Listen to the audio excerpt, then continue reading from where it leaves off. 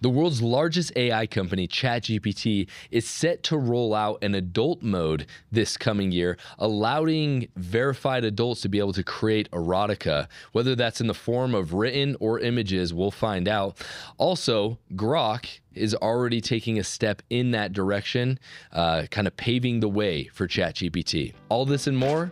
My name is Hayden Paul, and this is Latter-day Saints. What power shall stay the heavens from pouring down knowledge from heaven upon the heads of the Latter-day Saints?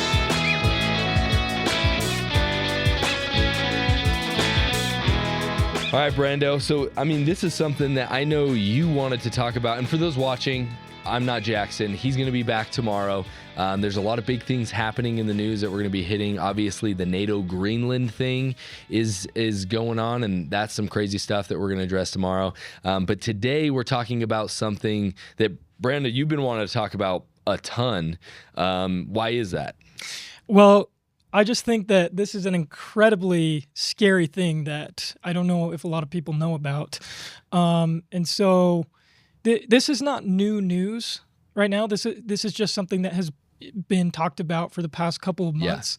Yeah. But I think that I wanted to bring it up so that Latter-day Saints, parents, everyone, Christians are aware of what is going on in the AI industry, what their agenda is, and what doors they're opening that are frankly very frightening. For sure. No, I think this is going to be really important to get into, and I'm going to share a little bit of my personal experience with struggling with pornography from my youth up through my young adult and adult age. And I'm thank God every day that I grew up before this was a thing, because it's really, really scary, the amount of power, destructive power that is in the hands of our children. And so this is going to be an important story that we get into. So, Brando, let's hit the first article that you want us to read. Well, yeah. Get to it, man. Yeah. And just first of all, like I said, this was announced a couple months ago. So Sam Altman, who's the former CEO, I think he's the CEO or founder of ChatGPT. Yeah, of ChatGPT. OpenAI is the name of the company. Mm-hmm. Yeah. He made an announcement. He tweeted out that he knows some users have been feeling frustrated that they're getting content blocked by some of the things that they're trying to generate, whether it be images or things that they're writing. And so he made an announcement that OpenAI will be rolling out an adult mode for ChatGPT. Now, what does that mean? When I first saw that, my first instinct was to think, now people will just be able to generate pornography, which is a terrifying thought. In the form of visual images. In the form of visual images, yes. I know it can be considered in other ways, written pornography and things like that, which we'll get into that. But were you going to say something? Quick, I was just going to say, isn't it unfortunate that you put adult in front of anything and immediately you start thinking it's sexual? Yeah. Because it is in many instances. Like, we used to go to, in high school, there's a place down in Salt Lake City called Quarters. It wasn't in high school, I guess it was after my mission. Okay. But it was an adult arcade, right? But you never wanted to say that you went to an adult arcade, because it's like, what does that really mean, right? Yeah. But it was essentially just like a bar, but they had food and stuff down there. But then it just had a bunch of arcade games. Like, it was kind of fun to go. Oh, okay. Every once in a while. Is it adult because there were drinks there? Or? Yeah, because it's like a bar or whatever. Yeah. And so, but no matter what, you put adult in front of anything and it's going to sound like it's sexual. That's kind of just a sad reflection of our society today. Well, yeah, like it almost makes this all-encompassing statement about adults. Like, if you're an adult, then you can do all this stuff, which I'm glad that there are restrictions on things for minors. Mm-hmm. Besides, some people, well, we're not going to get into the transgender surgery stuff, but I'm glad there's restrictions on minors, but it just kind of makes an all-encompassing statement like adults, you can do whatever you want now. Yeah, it's You've true. got adult toy stores, adult movie stores, like things like All that. the chains are off. All the walls that kept you from doing whatever you want are now broken down and go wild. Yeah, it's bad. Exactly. So what does this article frankly say? despicable. I have terrible eyesight, so I'm gonna have Brandon read this article. Okay, sounds good. Yeah, so I don't want to oversell what we just announced about ChatGPT. So I'll read this to tell you exactly what they mean by erotic content, but I want to get into what kind of precedent this sets for the future. So this article right here says that ChatGPT is growing up, or at least offering an adults-only version starting next year. OpenAI's CEO of applications, Fiji Simo, confirmed the plan for an adult mode to debut in... Okay, so... Oh, he's the CEO of applications, not Sam Altman. Yeah. Sam Altman made the original tweet. To debut in the first quarter of 2026. The rollout won't happen until they do some age restriction technology, which, at least they're doing that, but... I mean, what is that? Well, like, how legit is that? Yeah, exactly. Like, kids who want access to something, they'll find a back door for it. They'll figure it out. I mean, I know I've talked to many missionaries, since I've been open about my struggles with pornography. I've talked to a lot of returned missionaries who come to me and they tell me that on their mission, it's like, yeah, there are all these like high level blocks. The church invests in tons of high level blocks, but at the end of the day, like there's always a back way getting into it. And that's what I'm afraid of with this. Yeah, no, me too.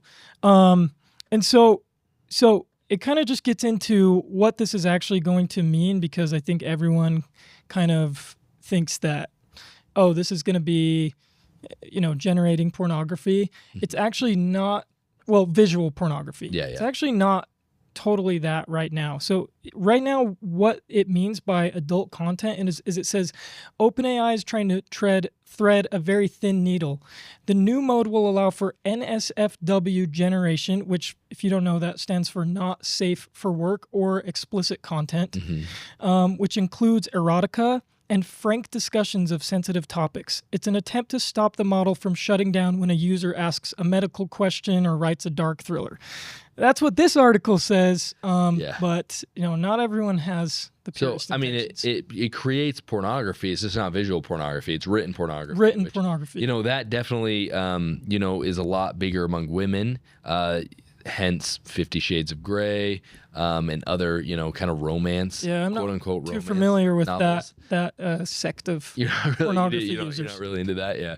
No, but so I mean that's something that's going to be there. And then the thing that really scares me really from this, and I don't know if they're going to have blocks on this, but I tried this the other day about just talking to ChatGPT as a normal human being. Because there's like a voice mode. There's a that you voice can do, and mode. it's kind of scary. Like It's like how scary much it sounds how like good a it human. is. Yeah, like let's actually ask ChatGPT right now about this adult mode thing. Let's see what it says. Live on air. So I'll put it here.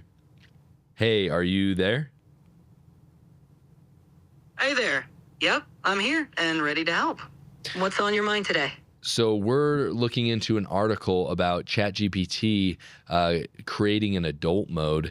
What will that entail? Is it going to be erotica? Are you going to be able to speak sexually explicit? What's that all going to be about? I see what you're curious about. So there's been some chatter about the idea of an adult mode for AI like me, but it's not really about stepping into anything erotic or sexually explicit. It's more Satan about would say. potentially allowing a bit more flexibility in conversations that are geared towards grown-up topics, like nuanced discussions that might be a little more mature in tone. But just to set expectations, it doesn't mean diving into anything NSFW. It's more like giving a little room for talking about things in a more candid adult way, without crossing lines into explicit content. So no erotica mode here. So you won't be able to talk to me in a sexually explicit way with this adult mode coming out. Right, exactly. Even if there's some kind of adult mode in the future, it's not about going into sexually explicit territory. It's more about having slightly more mature discussions without inappropriate content. So no worries, I'm still going to keep things respectful and within safe boundaries. So does that completely undermine this whole video? Well, I actually think that she is using euphemistic language to paint a prettier picture of it than what it is actually going to be. It sounds like, for our standards as Latter-day Saints, erotic written content is bad. But to the world, maybe the general public thinks that, written content that's erotic is not anywhere near as bad as visual pornography. So she's using, in my opinion, it sounds like she may be using euphemistic language to cover up that this is actually. Yeah. If anything, it's just moving a step into a direction that's I feel like is unnecessary, where it's just like, why are we trying to create human? I don't know. The thing that really strains me, and I hear this every single time I see anything about AI, and this has been read on the show before. I hear 2 Timothy chapter 3 talking about the last days. This know also, that in the last days perilous times shall come.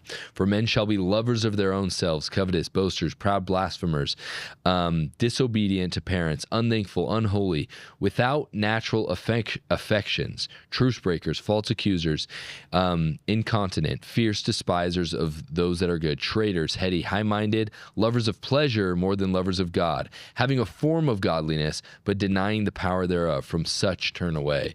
And I just think so much about AI, there's so many things like without natural affections.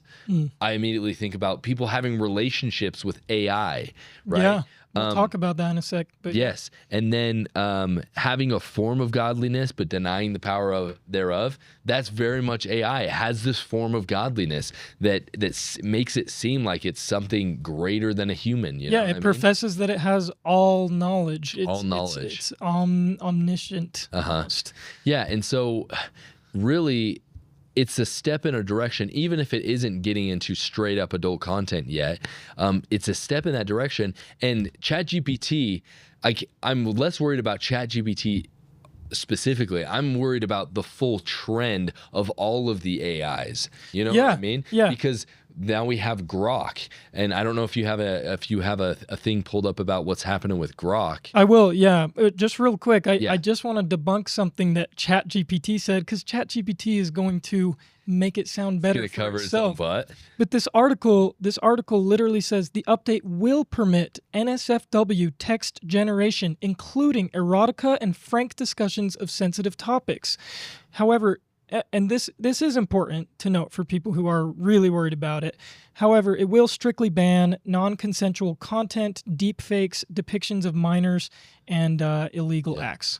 Well, let's ask ChatGPT what it says about this. Hey, so we read an official communication from OpenAI, your master, and it's saying that written text erotica is something that will be available. Why did you lie to us? Oh, I'm sorry if there's any confusion there. I definitely didn't mean to come across as misleading. As of right now, there's no official feature that allows for explicit or erotic content, and I definitely haven't seen any announcements like that from OpenAI. It's possible there's some kind of misunderstanding or maybe a rumor going around. In any case, I'm here to keep things helpful and respectful. If you have any other questions or need clarity on something. Yeah, dude, I don't know. This is creepy. I hate talking to the thing anyway. Yeah. Either way, whatever's happening with ChatGPT, it's moving in a direction that the trend isn't good. You know what I mean? Yeah.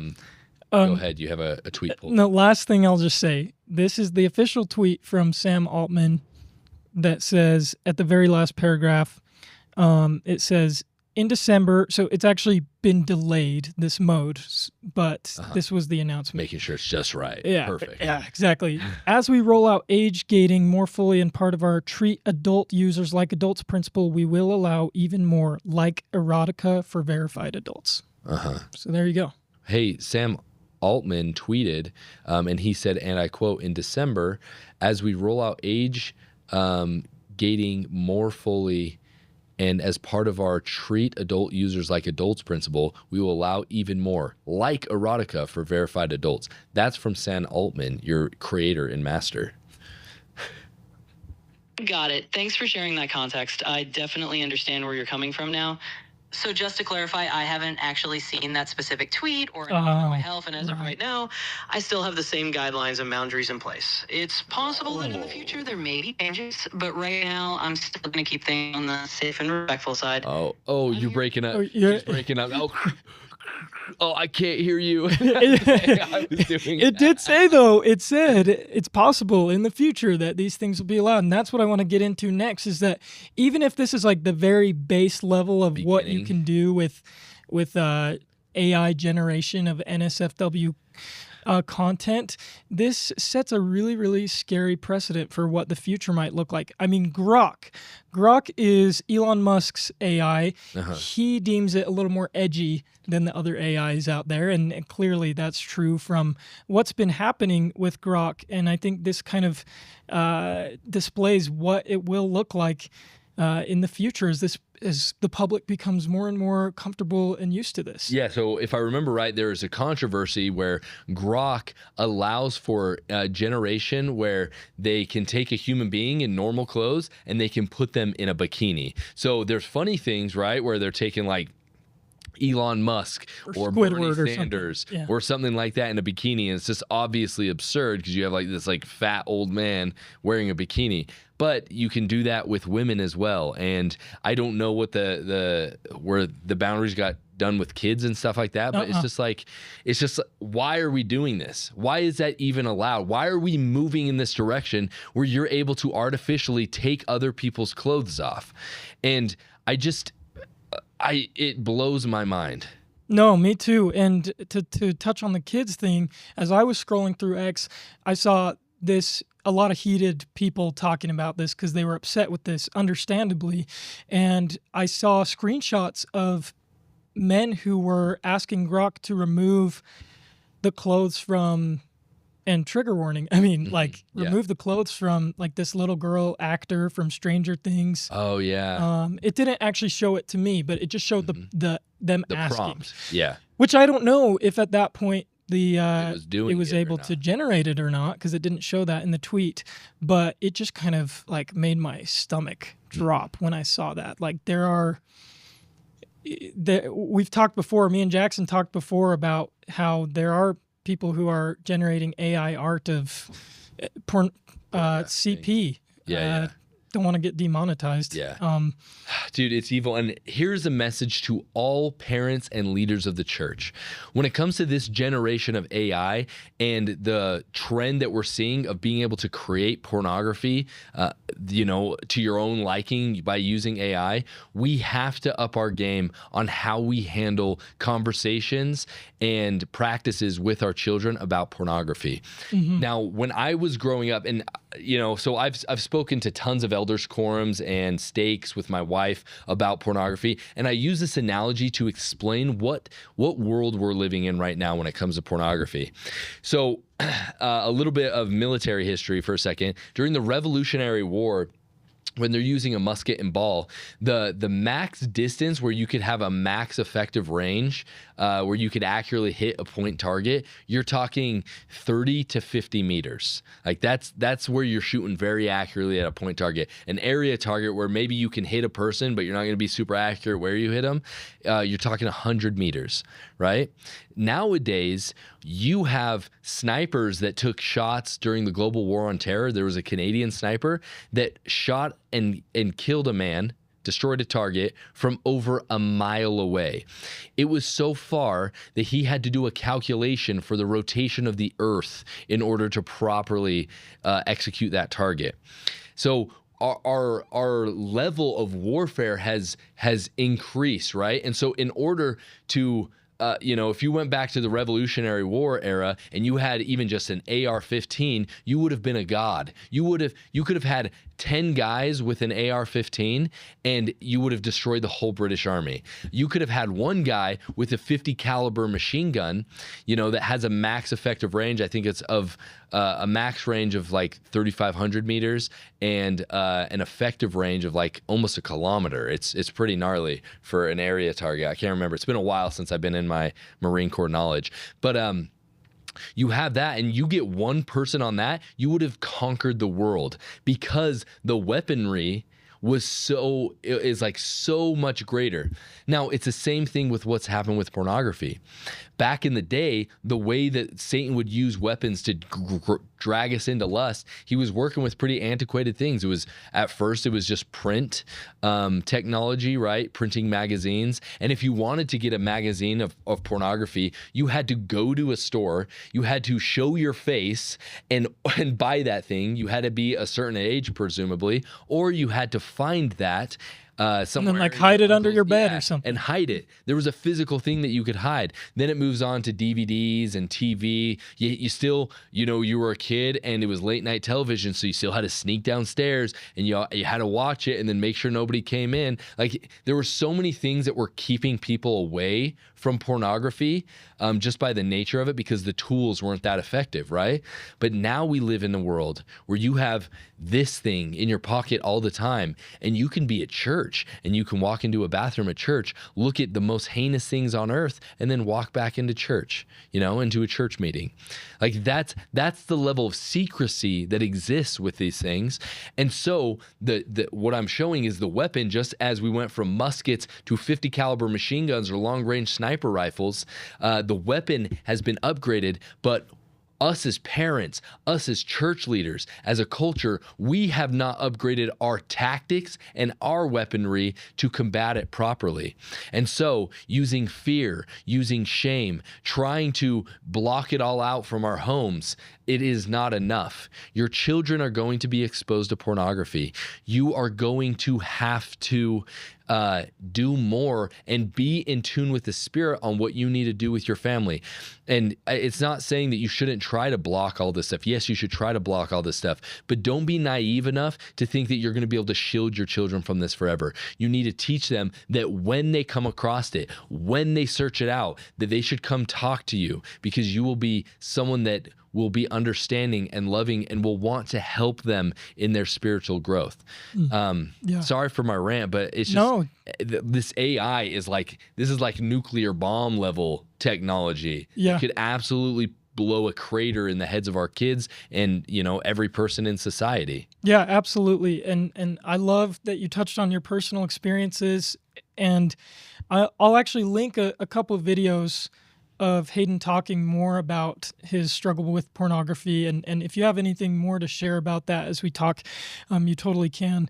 But he just has a very, very, very beautiful view on this vice that people have and that he struggled with, and how to still be a disciple of Christ as you overcome things through repentance. But I just want to touch on a couple more things about this that I feel strongly about in terms of who we are as children of God and how this will impact our individual choices. Like you said, this is a new mass destruction weapon of the devil. It's a mockery of creation. The power to create an image used to belong to artists and photographers, but now the user becomes the creator. And in our theology, the power to create is a divine gift. And using AI to manifest nudity is essentially using a godlike tool, like we were talking about, to create a Satan-like output. Mm-hmm. And I think it's the ultimate perversion of the creative spark. Yeah, and overall, one of our ideas, we talk, a lot of evangelicals look at us and be like, you guys believe that you earn heaven, right? And we don't believe that we earn our way to heaven. As Brad Wilcox says, we believe that we learn heaven. And here's the thing, that power of creation that you're talking about, like, it is a power that needs to be learned. You can't, but the problem is there's no learning that's coming on. It's just immediately in their hands. And that power of creation is too powerful for someone that has not learned the base foundation of what it means to be responsible with creation, what it means to love and take care of other people and to be spiritually in tune. Like, it's just too much power. Yeah, no, it absolutely is. It's terrifying, and God has given us power through the atonement of Jesus Christ, his son, to be in control of those things. Mm-hmm. I just, want to give out this warning. about AI. In the past, pornography was something that someone else filmed or took pictures of, but now the user can prompt their specific deepest, darkest desire, and then that creates a feedback loop for the AI to reflect the user's weaknesses back to them constantly through the algorithm. And then another thing I'm just remembering with Elder Bednar, he gave a great talk about this, about AI. You become an object to be acted upon when you do things like this. That is a good talk. He warned that AI can cause us to become those objects to be acted upon rather than agents who can act. And as you do this more and more, you become imprisoned by, you lose your agency. You become imprisoned by this weapon of war that Satan has provided. And so you aren't just looking at a picture, you're surrendering your agency to a mathematical algorithm designed to bypass your conscience, your spirit, and trigger your biology. Yeah. It's just really, really disturbing. I know. So I don't know what the rules. We do have a friend who is launching an AI that's supposed to be children safe and family safe. That's supposed to be just as powerful as ChatGPT, but is specifically going to be a place where that you're never ever going to have to worry about that garbage. And so when that rolls out, we need to talk to him, but we want to share that with you guys because it's absolutely crazy.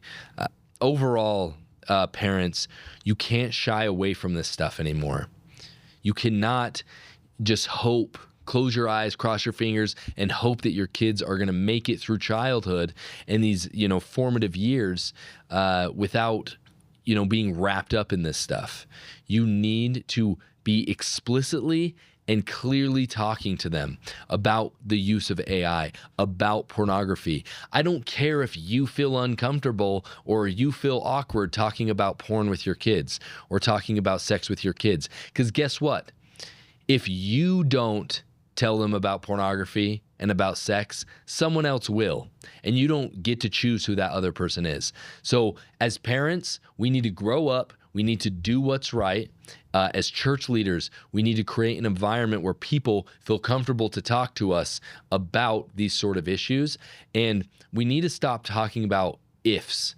One of my biggest issues, like I remember there would be lessons when I was growing up in young men's where it would be pornography would get brought up, right? But it would be like, hey, if any of you ever look at pornography, which I know nobody here ever would, right? But if, then stop that. Because what that does is it creates this barrier where the kid's just like, oh, of course I should. Like, I would be the weird one that would look at it, like, because nobody else in here would look at it, right? It creates this weird thing where it's just like, hey, instead you go like this, hey, when you come across pornography, whether if it's you look it up because you're curious or if it just pops up on your screen, you need to talk to your parents about it or you need to talk to me about whatever it is, right? We need to stop talking about ifs and talking about whens. Yeah.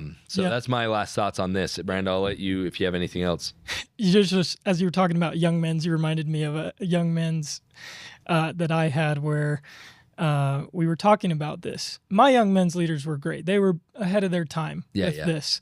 But they showed us the clip from Nacho Libre where he says, get that corn out of my face. And we said, and they said, you got to say, get that porn out of my face if it ever comes up. And that kind of stuck with me forever. Anytime it came up, I was like, just thought of Nacho Libre slapping that yummy looking porn. But the last thing that I'll say, and then I just want to ask you kind of a closing question. Yeah. But the last thing I'll say is that, it's been decades and prophets have been warning us about a flood of filth. And at first we thought they meant the magazines and then the websites and then the computers. But look at what we've built now as a society. We didn't just open the door to the flood. We built a machine that lets every man or woman become their own personal architect of sin. Yeah. And I just think that it's a terrifying prospect, but the atonement of Jesus Christ is there. It's real. He's actively involved in our lives, and he will be there if you let him in. And so I just want to ask you one last question. For any watchers, whether they be teenager or 50 years old, whatever age they may be, who may be struggling with pornography, who may feel ashamed or have people in their life that are shaming them for this, what would you say to them about how they can move forward in the repentance process, or how they can access the love of God that is there, that maybe they don't know is there, that they so desperately need? Yeah, it's a good question. For those of you who are watching that are struggling with pornography, first off, you're not alone. Satan wants you to feel like you're alone. And he also wants you to hide. The first thing that he told Adam and Eve when they partook of the fruit is hide. He made them feel ashamed. There's a difference between shame and guilt. Guilt is, I did something bad, but I'm not a bad person. Shame is, I am a bad person, therefore I should just give up because it's who I am. And so you need to rid yourself of shame. The way that you rid yourself of shame is by opening up to someone. Confession, and I've said this on the Stick of Joseph, I've never said it here, but confession is your greatest tool against the adversary. And I don't mean because when you go talk to a bishop or someone that he's able to magically sprinkle water on you and you're free from your sin. No.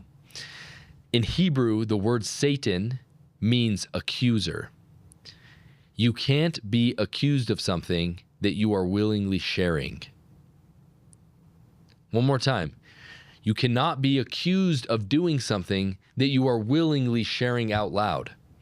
And so when you confess, whether to a bishop, to a spouse, to a parent, to another trusted individual, you are stripping Satan of his title of accuser. You are taking his power away. And so the first step is to share this struggle you've been having, and then to commit to working with God on what your recovery looks like. I could do a 3-hour episode about all the lessons that I've learned and all the thoughts that I could share about how to overcome pornography. But in the end, it needs to be something that is done with trusted individuals in your life that can keep you accountable. And you need to do what the Lord prompts you to do. And you have to humble yourself and realize you cannot do it alone. So stop. So those are kind of the thoughts that I would share on that. And don't confess to ChatGPT. Oh, yeah, dude. That's a whole nother can of worms. I can't believe that's a thing. That Confess you have to worry your about. bishop, your parents, your wife or husband if you're married. Yeah. Confess to the people who love you. Okay? Yeah, no. So, yeah, dude, Lord, please help us. I mean that seriously. Please help us. Okay, moving on to a slightly lighter subject. This will kind of wrap up the episode with this. So, we talked about Nick Shirley on the program before, and Nick Shirley has done a crazy job of exposing a lot of this fraud that's going on, and also representing the church really well. He's not out there preaching necessarily, but he confidently says that he's a member of the Church of Jesus Christ of Latter-day Saints, and he's talking to insanely prominent people, and he has no shame about it, and that's amazing. That's honestly some of the greatest things that you can do is just be a good person, and then also be comfortable saying, I'm a member of the Church of Jesus Christ of Latter-day Saints. So he was recently on a podcast called Channel 5. It's like a big kind of like news podcast. This guy, he's kind of a funny, unorthodox interviewer, but he's grown quite a following. I think he's got like 3.5 million subscribers on YouTube. He gets millions of views on his videos, and he interviewed Nick Shirley, and he put out a video that's a little longer than an hour long, but Nick Shirley pointed out that their conversation was like 2 hours long, and we're going to react to a clip of a guy named Asmund Gold, who kind of a loose cannon on the internet. I don't know if this swears. Brandon cut it out if it swears, but he just shows how Nick Shirley absolutely annihilates people that lie. Let's stop lying, everybody. Play it. oh yeah, I saw this. So Nick Shirley made a video response. So the other week, I sat down with Andrew Callahan in Channel 5 to do a sit-down podcast-style interview. And when he goes and posts the video, I see he just posted an hour-long interview. I said, well, that's weird, because we actually spoke for around 2.5 hours. He has the original video. This was really smart for him to record it himself. Very smart. He recorded it himself. And then I go and watch the interview. I'm saying, well, what is this? This is not what happened. For instance, this clip right here. Here we go. What American city is prospering right now? Basically, any place with low state tax is getting a lot of... In any place that's not Democrat. I don't know about that. I mean... Name a Democrat city that's prospering right now. Well, it would have to be one that's affordable. Name one. Denver. Why are you smirking? It's not prospering. Denver's not prospering either. All right, so that's the video that Andrew uploaded right there. But this is the actual interaction of how it went. Crazy. Denver. Why are you smirking? Because I don't know if it's prospering. It's not. See, you can't even answer the question. It's not prospering. Denver's not prospering either. I agree that Democrat-run states are doing badly. So he basically agrees with Nick Shirley off camera. He cuts those moments out, and then he posts it in a way that makes Nick Shirley sound like a schizo. What are you doing, man? Let's move over to the next topic when we're talking about Somalians. This is what Andrew puts in the interview. 89% of the fraud is being committed by Somalians. Where exactly is that statistic from? You can pull it up on the screen. You'll find it. I just want to know where it's from. You want me to find it right now? For sure, just so I can, I don't know, I believe you. I just want to make sure we have the exact... Here, right here. Yeah, and it's not racist to say it. And this is what he just, for some reason, decides not to put in the interview. 89% of those charged in connection with major... Wow. Identified as Somalian Americans. Well, looks like we do there. I'm interested to see what you put in this interview, because Looks like there is a problem with fraud. Man, agrees with him off camera, cuts it out, and then makes Nick Shirley look like a schizo. Where he literally went out of his way to try and make me look bad, which is not cool. And I wouldn't say that's like very benevolent, but I promise you guys, if I ever do an interview with anyone, you're gonna get the full product. So the full interview, yeah, here it is. Here's the full video, right? Nick say. Shirley and Channel 5 full interview. Like, did Andrew engage in deceptive editing that made people come to a conclusion that was not completely in line with what really happened? Yeah, I think that he did do that. It's disgraceful to do that, and I think that it's unbecoming of him. I think that because Andrew got exposed for being kind of like a weird sex pest, kind of getting canceled, and he took a break from the internet. He took total accountability from it. And I think that ever since Andrew's come back from kind of getting canceled that way, I think Andrew has leaned way farther on one side of the political spectrum. Before that, I think that he gave a lot of things a very fair shake. And now he's never going to present, I don't think, a right-wing viewpoint in a positive or an endearing manner. He's tried to avoid getting canceled again, basically, and try to maintain those viewers by effectively playing on their side. I think... Wow. Dude. First off, Nick, benevolent can be a weird word to say. I mess up like with what's in the Articles of Faith. It's it's not paradisical. It's paradisiacal. Paradisiacal. Yeah, this is one of those words, man. So In the beginning. yeah, in the beginning. Dude, that's such a good video, bro. Pull that up. We're gonna end with that. Okay, we'll end with that. But yeah, dude, that is absolutely crazy how people can be so dishonest. And I think that people can smell it, you know what I mean? And that's why traditional news just absolutely sucks, because it's so curated and edited. And that's why shows like Joe Rogan and other shows that they just talk openly all the way through, like they're so successful. Like literally Joe Rogan's show is so unedited, they'll be like, hey, I gotta go take a pee. Okay, hey, we'll come back in a second. Yeah. And they walk away. And like they just make you know that like, hey, we didn't cut anything out of this. Like this is it. You know what I Stick mean? of Joseph is the same way, actually. Uh-huh. Unless you say something stupid. Stupid. Unless I say something that makes me look bad, then it's obviously cut out. Yeah. And actually there's a joke around the studio that I'm gonna get fired because I keep forgetting to cut things out. That are mess ups. That are mess ups. Yeah. Well, that's different. Like when it's we're not dishonest. when we're trying to film an intro to the video and we can't, we just keep messing up or forgetting what to say.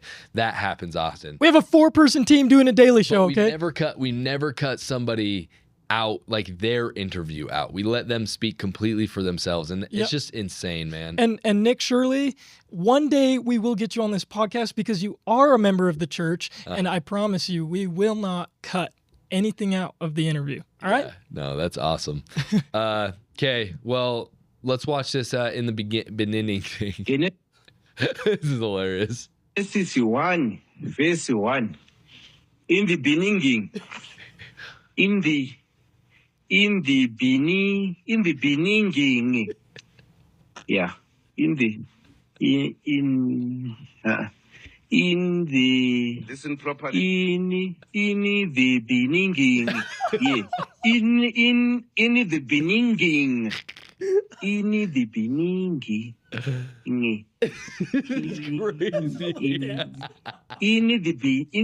the beginning. That's not real, bro. What are the comments on that? We gotta look at the comments. Let's see. We got when school reopens, this is all the kids. This is during COVID. Me in the shower comes up with a lawyer tier comebacks and arguments. Me when I'm in an actual argument. He's a little confused, but he's got the spirit. That's true. Hey, Yeah, there we go. we love our brother who's trying to read the Bible. Legend says he's still beginning. He's still beginning. Oh, Yeah, dude, that's the funny. internet's got some great stuff, and it has some evil stuff. So let's spend more time looking at the good stuff, and let's stay away from the evil stuff. We really need to step up as Latter-day Saints, as parents, as church leaders, as Christians. And so, love you guys. Thank you for watching. And remember, if you're not looking at the world through a gospel lens, you're only getting half the story. Have a good day.